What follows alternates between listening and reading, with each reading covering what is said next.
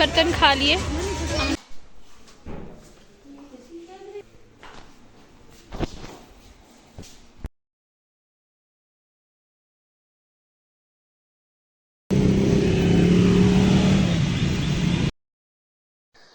अस्सलाम वालेकुम दोस्तों, कैसे हैं आप सब। उम्मीद है सब ठीक ठाक होंगे। मेरी वीडियो काफ़ी दिनों बाद आई है क्योंकि मैं रमज़ान से पहले लाहौर चली गई थी और मेरी तबीयत भी काफ़ी ख़राब हो गई थी, जिसकी वजह से वॉइस ओवर नहीं कर पाई।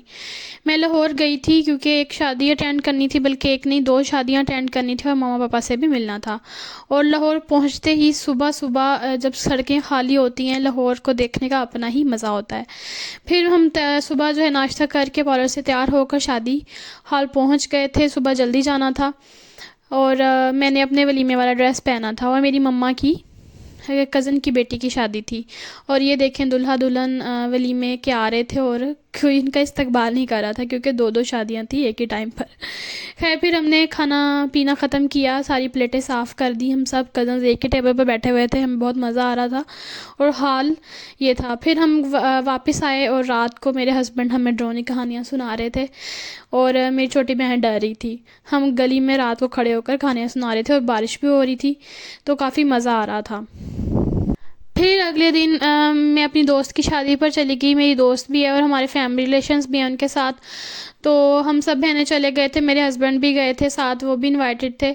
और हाल ये था, वैसे शादी में कोई इनवाइट ना भी हो पाकिस्तान में तो हम लोग तो चले जाते हैं।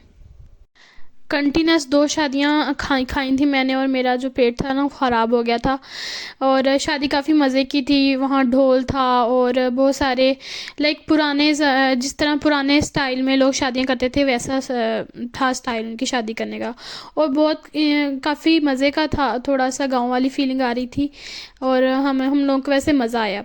फिर हम वापस आ रहे थे और रास्ते में ये फसलें थी। फिर रात को हम लोग मूवी देखने चले गए थे। हमारे सोसाइटी में नया सिनेमा हॉल खुला है तो हम लोग वहाँ चले गए थे। तो यहाँ भी काफ़ी मज़ा आया था। मूवी जो थी वो भी पंजाबी मूवी लगी हुई थी, अच्छी थी, सोनम बाजवा की।